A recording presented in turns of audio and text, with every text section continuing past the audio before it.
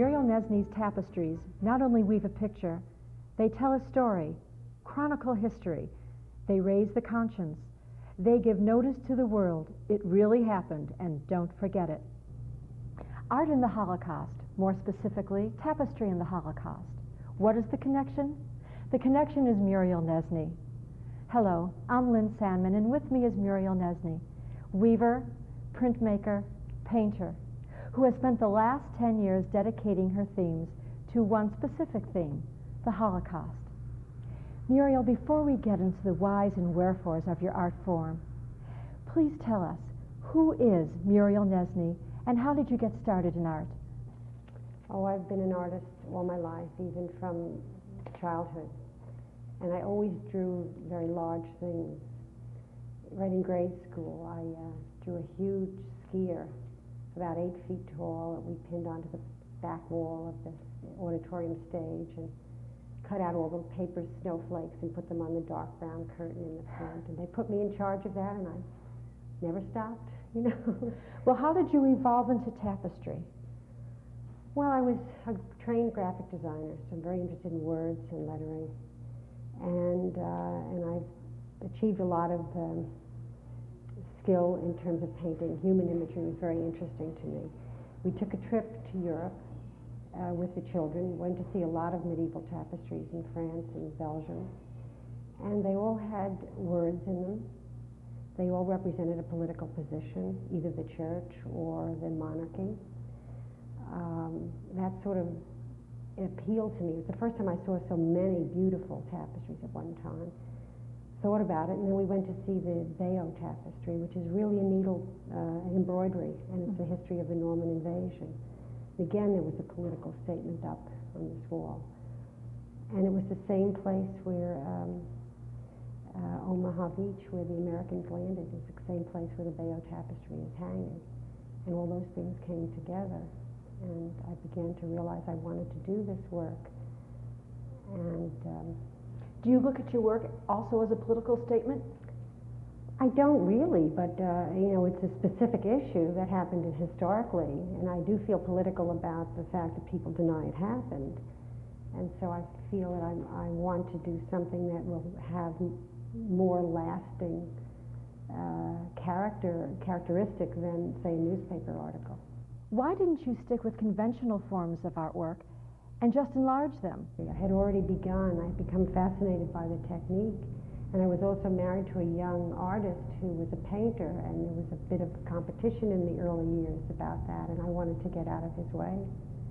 So the beginning of weaving really didn't start with the beginning of the Holocaust work. I had been weaving quite a while before that. I didn't begin this until I was 40. Muriel, while I look around the gallery, I see many different forms of art. I see paintings, I see tapestries, I see prints. What do you get from one form of art that you don't get from the other? There are different characteristics in all of these different mediums. And painting is a gentle technique. It's very soft, it's easy to do. Weaving is a structural technique where you really have to build every single shape and form in a very different way. You don't just touch a surface and get it the right color. You literally weave it in. You handle every single thread, every single inch of the way. How do you build a tapestry from beginning to end, and where do you get your subject matter? Well, the first question about the technique is that you put a thread count on the loom. You stretch it from one end to the other. It has to be very taut. So you have so many threads per inch. Mm-hmm. It's usually something like 7.5 threads per inch that I weave on. That has to go on first. It's called the warp. And then you weave between the alternating warp threads. So you have to use your feet on pedals, and you raise one set of warps and the other one goes down, and then they reverse in between, just like this. And you weave in between those. That lifts every other thread, so you don't have to do it with a needle or by hand. So that's the virtue of the loom, and it keeps it very tight and very straight. And you make a paper cartoon, which is an outline drawing of what you want the tapestry to be. And you fill in from the bottom to the top. You fill in shapes. that are outlined in the cartoon, and you see them through these cotton warp threads. The piece you're sitting in front of now, Muriel, to me is absolutely huge. About how large is it, and how long does it take to create something this size? Oh, this probably took, this was very complex because of all of the patterning in the background. So it took longer than, let's say, the Ghetto Child, which has a flat background behind it. No, it's not a complex background. I would say this took about 6 months to weave. And I did have an apprentice who wove the bottom letter form. She was not able to do figurative work. So she wove this. See, the loom is only 5 feet wide, and this is 5 feet from this point upwards to the top. So I wove, and on this side, it's on its side, I wove these figures, and she wove the letters at the bottom, and then I put them together. As I looked around the gallery, I noticed that you did a study on the faces of this particular piece. What I would like to know is, why did you pinpoint this piece exactly, and why a study in the faces? Well, I'm very interested in portraits. I'm very interested in human imagery and human circumstances. And I thought this image that I found, which is from this document from Yad Vashem, was very powerful, because you see the soldiers around them, you see all the clothing that has been stripped from the people on the ground, and they were busy documenting what they were doing. So I found the picture so powerful, and it was the second image I did with 5 females. The first one was the Daughters of Auschwitz. And this is the Daughters of Earth. Daughters of Earth. They were, after they were stripped fully, they were shot into open ravines. Muriel, when I look at this particular tapestry, I don't see the horrors that we have all read about from this period of time, from the Holocaust. I look at these women's faces, and I see, for instance, the little girl, I see shyness, I see dignity, I see resolution, I see belligerence, I see regret. Where's the horrors? Where's the anger of the time? I was looking for the dignity in the people and the power that they had in the face of this incredible situation. And it was very evident in the research. You came upon it again and again. And I had a friend who was collecting pictures of the Holocaust, and he was interested in the degradation of the people. And when he told me that, I suddenly realized that was exactly the opposite of what I was looking for. I didn't know what I was looking for. It was an intuitive choice. But after speaking to him, I understood that there was a major difference between our interests. Last year, my family and I visited Yad Vashem in Israel, and we were looking at all the pictures, and of course they chronicled the horror that went on there. Then I approached one picture. It was like a family portrait. The grandmother was holding the child. The parents were standing around the grandmother, and they had a look of readiness about them. They didn't have a look of anguish. And that's what I see in your pictures, in your tapestries. Well, it's just more universal than catastrophe, which is so arbitrary in a sense. You said a word, universality. How universal is your work? Or do you think it's more Jewish in nature, more I get Gentile? response from many people. Well, I've had strangers come up to me and either scream at me because they didn't expect to see this where I showed it. As, for example, at a craft fair in Dallas. And I've had other people, strangers, come up and weeping and just kiss me and walk away, and I have no idea who they are. So it certainly gets response. 10 years on the subject of the Holocaust. What does that do to Muriel? I don't know. It's some sort of mission that I have to complete. I'm at a point now where I know that I want to round it off. I want to find a few more masculine images. I don't know when I'll feel it's complete as a statement. I don't know if I'll ever feel that way, but I'm assuming that I will reach a point where I will complete this series and start something else. What is the statement to you? What is it? It's something that has to be done, and I have the skill to do it, and I have to do it. It's a compulsion, perhaps. What if no one saw that?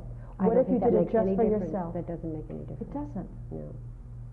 It doesn't make any difference. I do them because I want to do them. I love the people I find in them. Have you done a lot of reading on the Holocaust? I've done some. I've done a lot of research more than reading, but I've done some reading. Is doing this a catharsis? I don't think so. I really think it's just something very intimate to me. I grew up in an anti-Semitic neighborhood, two different anti-Semitic neighborhoods. I grew up at the time when the war was beginning.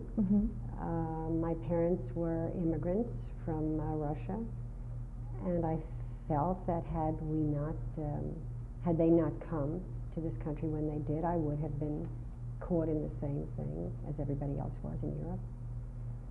We also lived in Union City. There was an active German-American group, and I remember the swastika banners hanging outside of their beer hall. And my father was a Jewish grocer in a German neighborhood.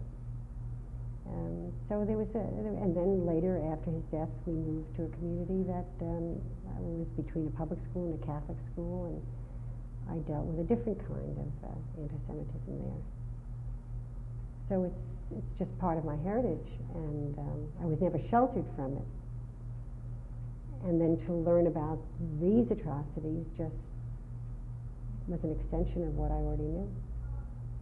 Of course, you can't compare what the right. people went through and what you went through, and yet you're saying, look, I survived all that anti-Semitism, and here I'm just going to show you, and I'm going to make these tapestries and see that we survived. I never said and they that did it to too. myself. I never felt that way, but that seems to be what sort of happened. That I just couldn't walk away from it. I couldn't walk away from it. Muriel, I understand that you couldn't start your tapestries on this specific subject matter until after you suffered a personal experience. Tell us what that personal loss was. It was the death of my mother. What is the connection? Well, I felt in many ways my mother had always been a victim, and she could never get away from it. And I was afraid of the major connection was not that. The major connection was facing her death. It was very threatening, it was very painful, it was anything you can imagine it to be, a tremendous shock and loss. She died suddenly, without any warning. And when I went to take care of the burial and saw her and touched her, I felt the fear was gone. The whole idea that I had about working on the Holocaust had been suppressed for several years. And dealing with her death, I lost the fear of death, and I knew that I could do the research. Before then, I was afraid to even look. After working on such a harsh subject for such a long period of time, did it affect you personally, and in what ways? They were tenderizing, if anything. They were not hardening. You can't live with these images and the photographs without being really touched. And they made me feel closer to the subject rather than hardened by the horror of it. Muriel, you must have been influenced by the Nobel Prize-winning poet Nellie Sachs. I see there's an entire display here on some poetry and intaglios that you created for the individual poems. Well, I was given a gift of her book of poems, Oh, the Chimneys, and it was very beautifully worded, beautiful, maybe abstractions of the Holocaust, but nevertheless very beautiful imagery was created by her words. And when I went back to school at one point to learn printmaking, and I started working on a print that was related to the Daughters of Auschwitz tapestry, to one of the figures in the tapestry. It was a portrait that I was working on. And I made some variations of that single head in class, and began thinking about one of her poems, which was the lead poem of the title poem of the book, Remnants of Despair, the poem Oh, the Chimneys. And that's when the idea began to creep into my mind that maybe I wanted to make these prints an homage in some way to Nellie Sachs. And one thing led to another, and I have a training as a graphic designer. I haven't been really using that in the direct sense of the word. And all of it came back, all the education came back, and I began to feel that I really wanted to do this right, to make the whole book, not just the prints and the poems, but actually design and have made the bindings. And I took some money that I had from one of the first purchases of the Holocaust work and turned it all into the project, and came out with Remnants of Despair. I would like to read an excerpt of one of Nellie Sachs's poems, which personally moved me. It's called Chorus of the Rescued. We the rescued beg you, show us your sun, but gradually. Lead us from star to star, step by step. Be gentle when you teach us to live again, lest the song of a bird or a pail being filled at the well, let our badly sealed pain burst forth again and carry us away. Yeah, I found that poem to be incredibly beautiful, and we couldn't leave it out even though it was extremely long, and that really is what set the size of the book, the large size of the book, because of that poem. And it's why I designed the image the way I did. It's an image that has a sort of mask in front of the face, that the real feelings, everything is still underneath and covered up, and with too much pressure or pain, it could burst forth again. Why did you do them in black and white? Oh, I thought that was very important. They had to be very stark, and they had to be very strong. It didn't need this. It was a different medium than tapestry, and I wanted to treat it, give it the respect that that medium commands. That medium is a black and white medium primarily. Let's get to some of the tapestries. Could you tell us about Deportation? Well, it's the most recently completed work. It was just finished last week. And it was very, very time-consuming because of the chain link fence imagery that goes across the whole surface. And that means that you can't make any quick passes of color back and forth and build it up quickly. You're constantly interrupted by edges, and you can have to fill in this little one and this little one. So it was time-consuming, and it was complex. It shows a little girl, maybe 11, maybe older, a year or so, or younger, and she's at the fence watching someone she loves being taken away. And there's some clothing of larger figures, adults, near her in one corner, and in the other corner there's a hand from someone else behind the fence with her that's pressing, but it's such a dramatic hand. It's very much like something else that appears in historical art, and that's the expulsion from paradise, where the angel comes down and puts the hand up, and Adam and Eve are sent out of paradise. Mm-hmm. And that has come up in other art in the past, and I didn't want to necessarily deal with this image, but the more I looked at it and the more I was aware of the things in it, I felt that even though it was going to be very hard to weave, it had to be done. So that's how, every image that I do find that reaches me or talks to me that way, I seem to do the same thing. I resist at first, and then I yield and go with it. It has to overwhelm you. I think so. Muriel, explain Ghetto Child in the Stroop Report. Well, it was the same. I mean, the picture that's here in the exhibition shows you that he's part of just a whole group. He's commonly used because he is standing separate and he can be isolated from the group. So there have been many posters made by, within the Jewish community using this child. And I didn't want to use that because he was a familiar image. But I couldn't get away from it. It was the same some sort of emotional tie came in, and I just had to do it, so I went ahead with it. I have some feelings of maybe wanting to do the whole group sometimes. It isn't all pictured here. There's more. There's a little girl hanging onto her mother's coat on the other side of the image, and it's not in the photograph I have here at the gallery, but it's there. I can get it, and I may yet want to do that whole group of people. I just don't know yet. I'm still, though, looking for some more images of men. Is there a relationship between you and any one of these tapestries? And you can't spend months and months on them, or hours and hours and hours on them and not feel tied. They're not mine because they're universal, but they are mine because I I made these particular references. When you let go of one, It's like sending a child away. oh, It's very hard. is your theme and the dedication to that theme an extension of your Judaism, or is it the center of it? I'm not sure I know. I'm not sure. I don't think it's the center. I think it is an extension. I'm not sure though. I'm not sure that they're inseparable. I mean, I don't know. Who are you making these for ultimately? Who buys your works? I make them for me. Do you have any stipulations regarding Only them? that the tapestries be in public places and not hidden away. Why is The that? first one that was sold in Dallas, and I wasn't prepared for it to sell. And the man kept it in his home for several years, which upset me, because that's when I realized that I did have some rationale in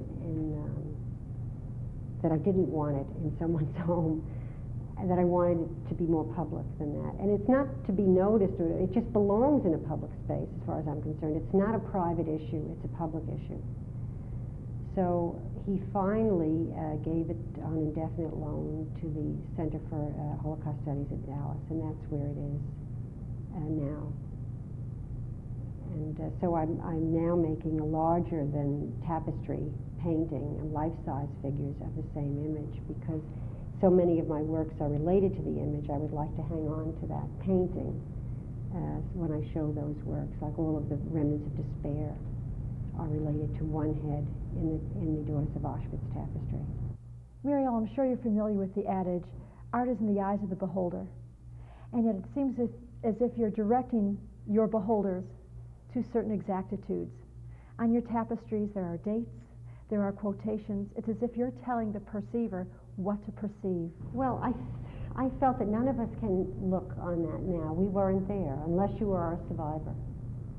There's a link between a survivor and these images that no one else can have. So to me, I am looking at it from afar, and I use the words to make it real, to make it a specific place, a specific event, an undeniable situation. That's what I try to do with the words and the quotes. If I don't have words from that specific event that I can use, for example, in the Stroop report, Ghetto Child Stroop report, that first page of the Stroop report says the Jewish quarter of Warsaw is no more. I was given one of the actual reports at the Pentagon archives, and or maybe it was the Library of Congress in Washington. I'm not sure. But when it was put in my hands, I thought I could not believe I was holding the actual document. There are two of them that exist, three perhaps. General Stroop made them for himself and two other generals. He was very proud of the destruction of the Warsaw Ghetto. He was responsible for it, he was put in charge of it, and he succeeded. He made this report, and there are at least 26 or more photographs in there. So I had all the photographs, I had the front page, I had the entire book in my hand. And I thought that was important to catch. There are other images I'm interested in too, where I don't have words specifically tied to them, so I tried to find them from the Bible. My husband's very, very helpful that way. He has an Orthodox background and he remembers everything.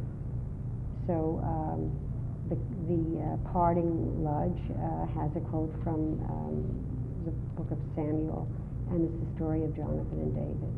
And the words come right from Jonathan and David. This is Lynne Sandman with Muriel Nezhnie at the Susanna Brauer Gallery in Chicago. Muriel, I can't thank you enough for joining us, and I hope everybody gets a chance to see your work. And if you would like more details, please contact the gallery. Thank you for joining us on Focus. Shalom.